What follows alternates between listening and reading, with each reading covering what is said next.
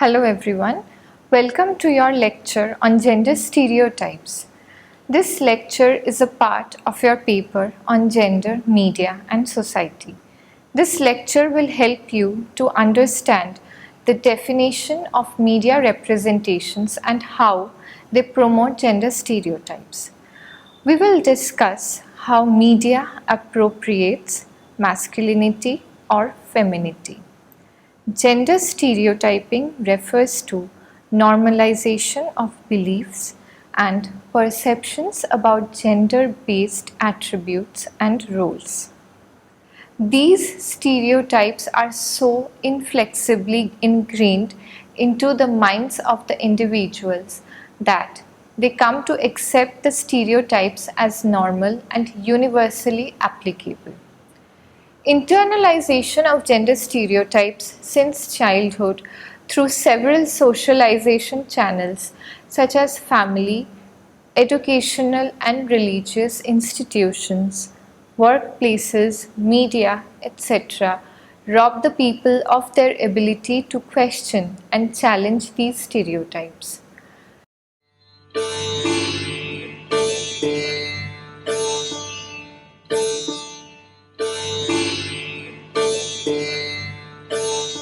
They consider these as obvious truths. Persistence of gender stereotypes lead to production and reiteration of gender-based inequalities, including violence.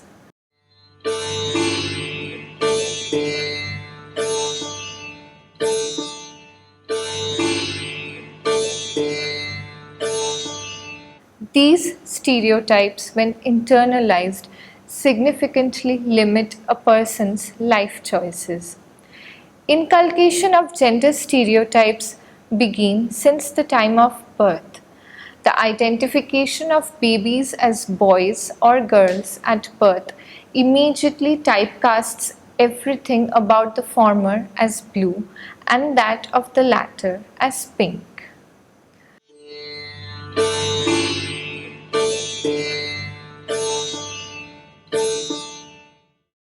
Gender stereotypes in media. As young children do not possess the clarity of thought, they are essentially vulnerable to the ideas propagated by the media and fail to distinguish between the real life and the real life. They fail to identify the manipulative ideas and notion of the media which subtly propagates gender stereotypes.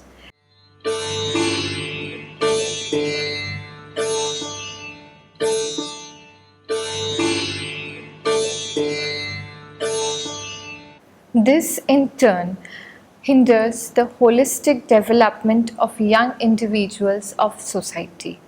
Thus, they tend to develop a misogynist outlook towards women, which is often a narrow characterization based on the incorrect preconceived notions.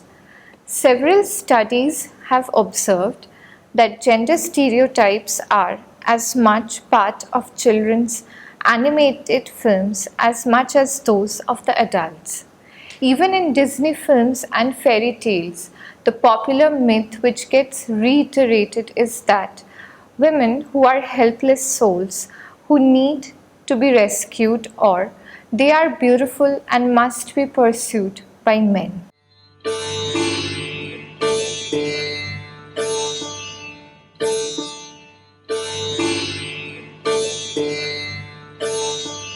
These stories have disturbingly high content of gender stereotypes.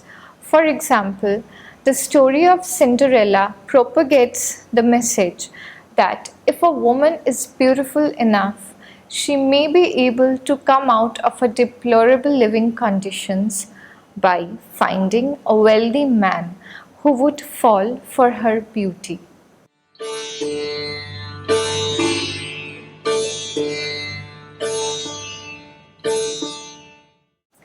Daily soaps. While speaking of daily soap operas on Indian television, one can relate to the anti-woman sentiments present in the family setting in the structure of the narrative. The stories often center around the manifestation of recurrent adversities on women, which apparently articulates feminist concerns about patriarchal space. But in actuality, it sidelines the realities about women on the whole. The Indian television serials and soaps provide a clear-cut demarcation between the good woman and the bad woman. As opposed to reality, there are no mixed characters.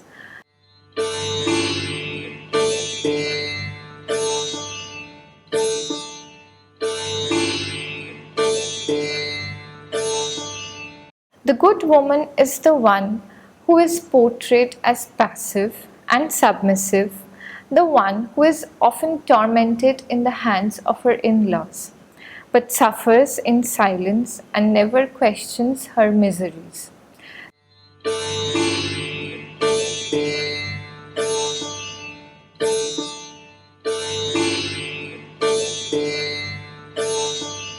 Bad woman, although is shown as an independent woman, but is often demonized. She is cunning, sly, conniving, and plotting against the good woman, thus adding onto her miseries.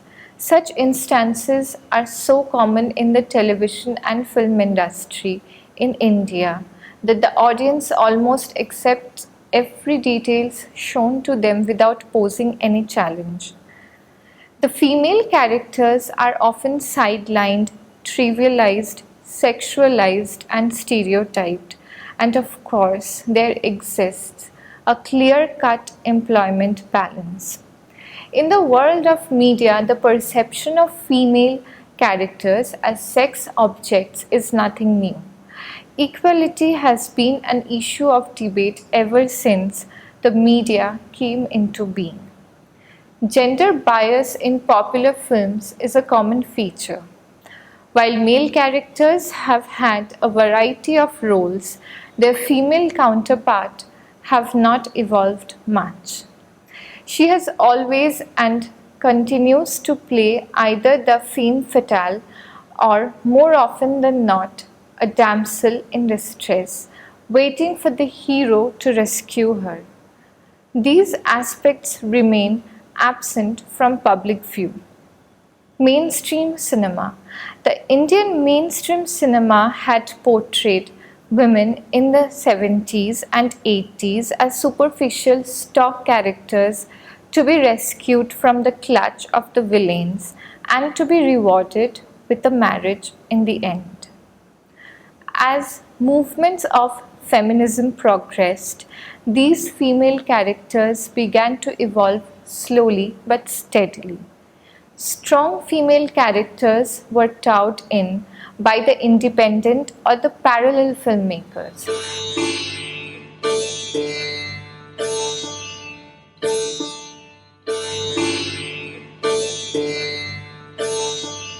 With filmmakers such as Deepa Mehta, Rituparna Ghosh, Aparna Sen, and more contemporary Neeraj Ghewan, the Indian audience began to transform its juvenile outlook to a more matured one.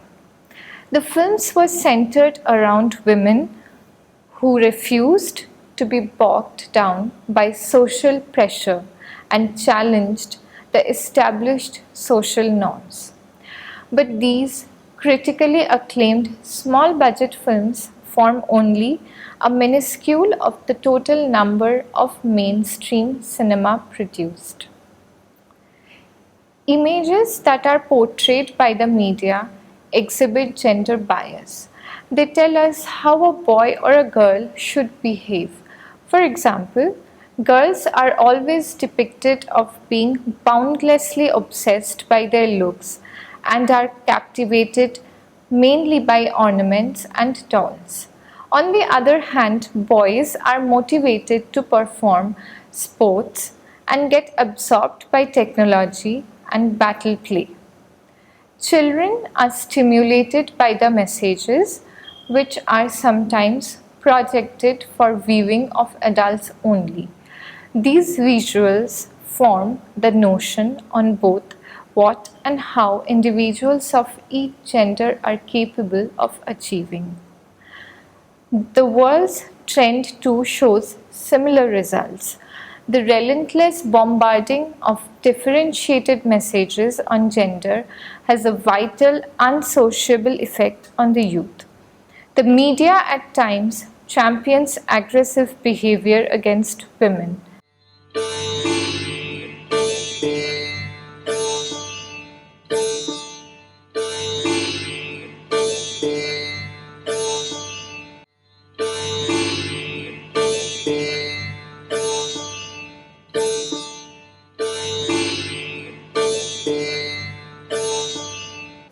When society is struggling to avoid violence against women, media, through its passive-aggressive messages, often lead young children to believe in the real-life drama where the extreme polarization of the sexes is in vogue.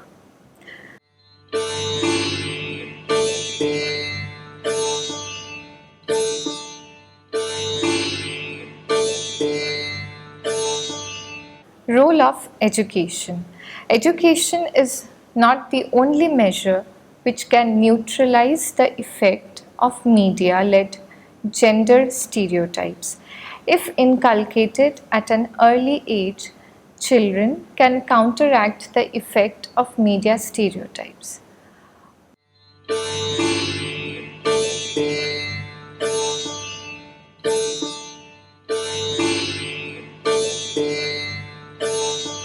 One has to make them understand that gender stereotypes is often a media construct which does not reflect the actual reality.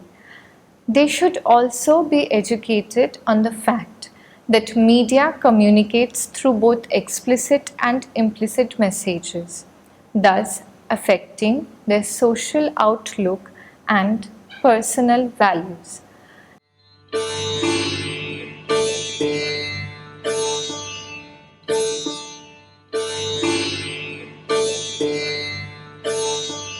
These are vital lessons towards achieving a gender-neutral society where one needs to be treated as per their intellectual merit and not discriminated against because of their gender.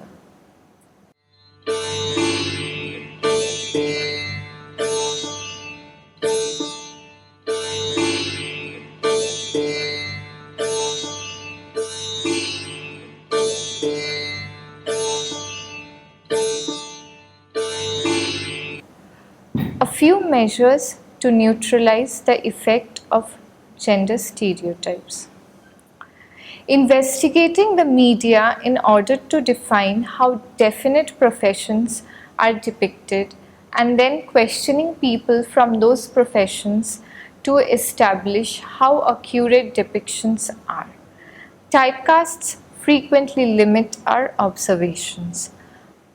Fairy tales to be rewritten from the point of view of a woman where she is not playing the damsel in distress, viewing literature-based films, comparing those films with the prevailing books to assist and examine gender roles, to question the existing way of portrayal of women in media and crafting games for girls and boys that is not stereotypical or violent.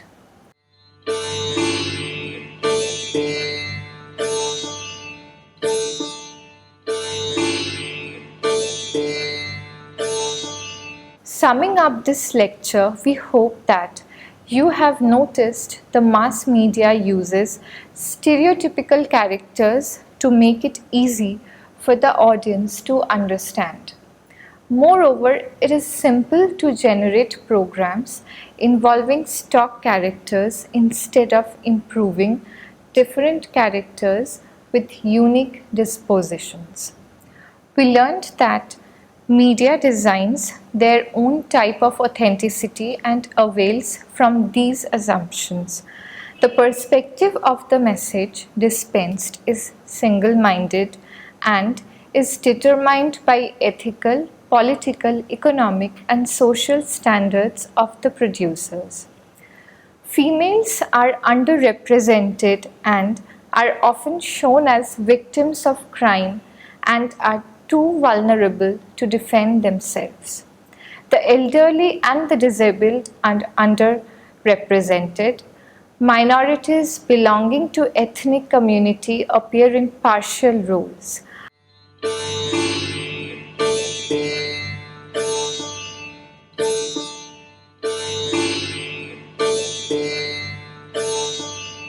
We need to develop gender-neutral roles to encourage a positive change in society. Hope you enjoyed the lecture. For more details, please read the e-text of this lecture properly and attempt the questions in the end. Thank you.